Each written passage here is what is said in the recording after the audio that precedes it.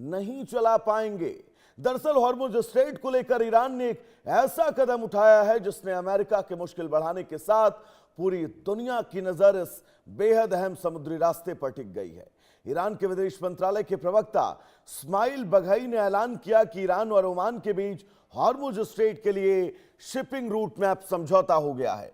यानी दोनों देशों ने इस रणनीतिक जलमार्ग में जहाजों के सुरक्षित आवाजाही के लिए नेविगेशन रूट तैयार करने पर सहमति बना ली है। हालांकि कुछ मुद्दे अभी लंबित हैं और संयुक्त बयान की भाषा पर भी चर्चा जारी है।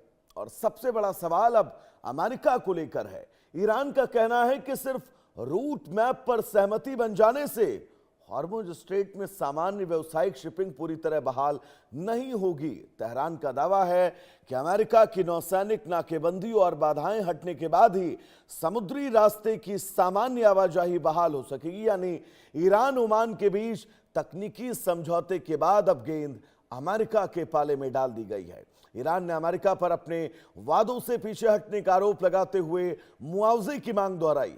हालांकि समझौते को ईरान ओमान के बीच स्वतंत्र व्यवस्था बताया गया और ईरान ने साफ किया कि इससे हॉर्मुज पर उसके संप्रभु दावे में कोई बदलाव नहीं आने वाला है। ऐसे में बड़ा सवाल है कि क्या ईरान और ओमान की ये डील हॉर्मुज स्ट्रेट के इस रास्ते को खोल पाएगी? क्या ट्रंप प्रशासन अमेरिकी नाकेबंदी को हटाने के लिए तैयार होगा? और अगर हॉर्मुज खुलता है तो क्या दुनिया के तेल बाजार को बड़ी राहत मिलेगी? इन्हीं सवालों पर आज विस्तार से चर्चा करेंगे और ये समझने की कोशिश करेंगे कि इन तमाम हालातों के बीच ईरान और ओमान के हॉर्मुज स्ट्रेट को लेकर बने इस मास्टर प्लान के बीच अमेरिका अब क्या टिप्पणी करेगा, यह बहुत महत्वपूर्ण है। हमारे साथ दो मेहमान जुड़े हुए हैं। Lieutenant colonel JS. सोढ़ी साहब हैं, बहुत स्वागत है सोढ़ी साहब आपका इंडिया न्यूज पर। मल्लिका पांडे जी हैं, विदेश मामलों की जानकार हैं, मैम आपका भी बहुत स्वागत है इंडिया न्यूज पर। सोढ़ी साहब, मैं शुरुआत आज आप ही से करना चाहूंगा क्योंकि इन स्थितियों के बीच क्या अब ये समझा जाए कि हॉर्मुज स्ट्रेट पर हालात सामान्य होने वाले हैं और अगर अमेरिका वहां से अपनी डिफेंस सिक्योरिटी डिफेंस लेयर हटाता है तो ये माना जाएगा कि अमेरिका ने ईरान के सामने सरेंडर कर दिया है? सोढ़ी साहब बताइएगा।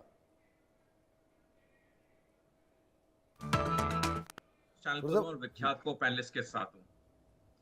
वैभव जी, किसी भी युद्ध में एक पक्ष जीतता है, एक पक्ष हारता है। युद्ध में कोई रनर अप नहीं होता है, युद्ध में कोई सिल्वर मेडलिस्ट नहीं होता है, युद्ध में कोई वेल प्लेड नहीं होता है। युद्ध में एक विजेता होता है और एक पराजित पार्टी होती है।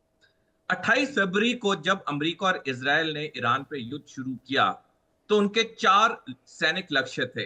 पहला, वहां की टॉप लीडरशिप को मारना, जो उन्हें इमीडिएटली ये जीत हासिल होगी। दूसरा था सत्ता परिवर्तन करना, जो वो बिल्कुल असफल रहे। तीसरा था ईरान की वॉर फाइटिंग कैपेबिलिटीज को कमजोर करना। कुछ नहीं हुआ, बल्कि अमेरिका की वॉर फाइटिंग कैपेबिलिटीज कम हो गई। जिस तरह से अब अमेरिकी सेना के ऊंचे अफसर कह रहे हैं कि हमारी जो मिसाइल्स की तादाद है वो कम हो गई है। और चौथा सैनिक लक्ष्य था ईरान के एनरिच्ड यूरेनियम को कब्जे में लेना, वो भी उसमें असफल रहे।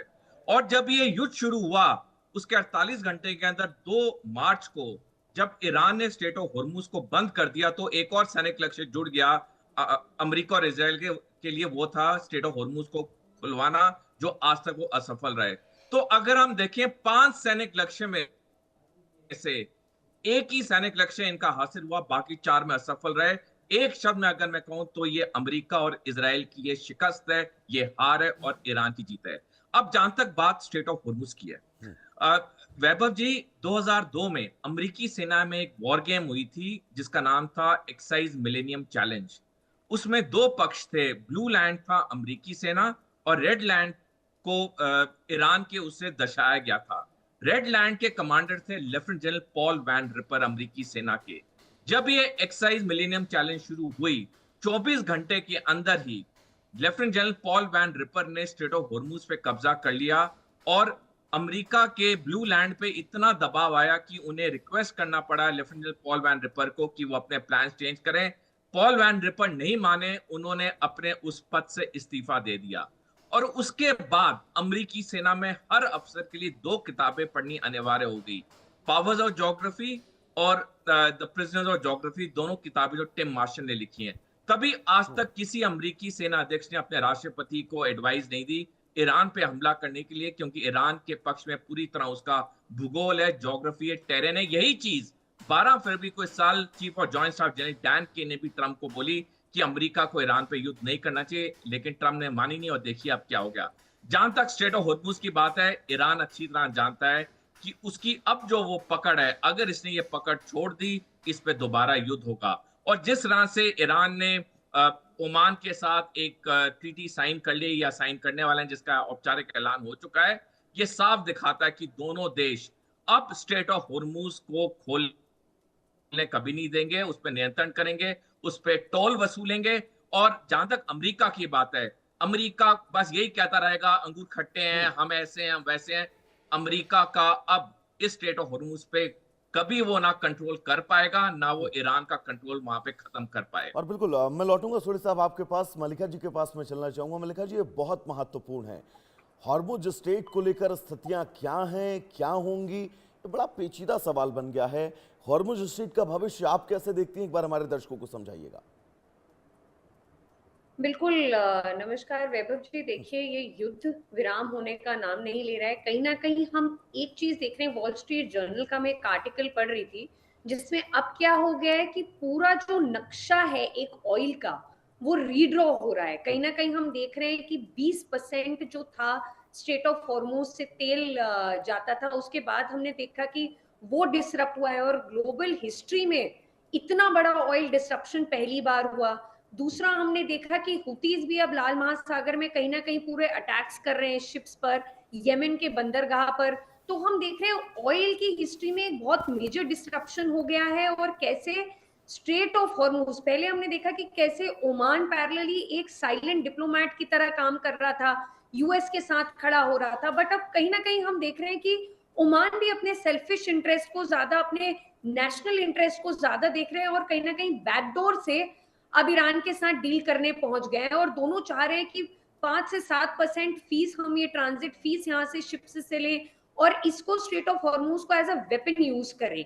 और ये न्यूक्लियर वेपन से भी बहुत बड़ा वेपन है। और कहीं ना कहीं हम देख रहे हैं कि ईरान वॉर एक गले की हड्डी बन चुका है ट्रम्प के लिए। ना वो निगल सकते हैं और ना वो थूक सकते हैं, उनको समझ में नहीं आ रहा है कि वो करे क्या। और वहीं पर हम देख रहे हैं कि ईरान चाहता है कि युद्ध जितना लंबा खिंच सके वैभव जी, उतना खिंचे। वो बेसिक मिनिमम चाहते हैं कि नवंबर तक मिड टर्म इलेक्शंस तक ये युद्ध खींचे, जहां पर डोनाल्ड ट्रंप को मिड टर्म इलेक्शंस पे हार मिले। ये कहीं ना कहीं सब कुछ इंटरलिंक्ड है।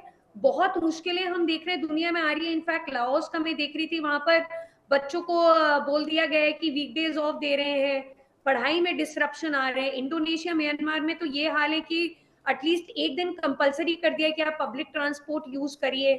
हम देख रहे हैं कि ईरान की भी इकोनॉमी 40%, हम देख रहे हैं 40% इन्फ्लेशन रेट पे चल रहा है और $270 बिलियन का अभी हम देख रहे हैं कि लॉस हुआ है पब्लिक इंफ्रास्ट्रक्चर को।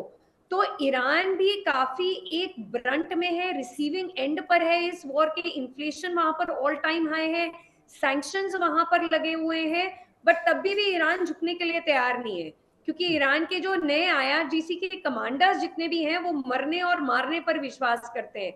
तो हम देख रहे हैं कि वो यूएस के साथ डील करने के लिए बहुत ज्यादा तैयार नहीं। इनफैक्ट 15 अगस्त को जो उनके कमांडर हैं और मिनिस्टर भी हैं, उनका मैं देख रही थी, उन्होंने कैसे आगे बात की कि देखिए डोनाल्ड ट्रंप को हार मान लेनी चाहिए।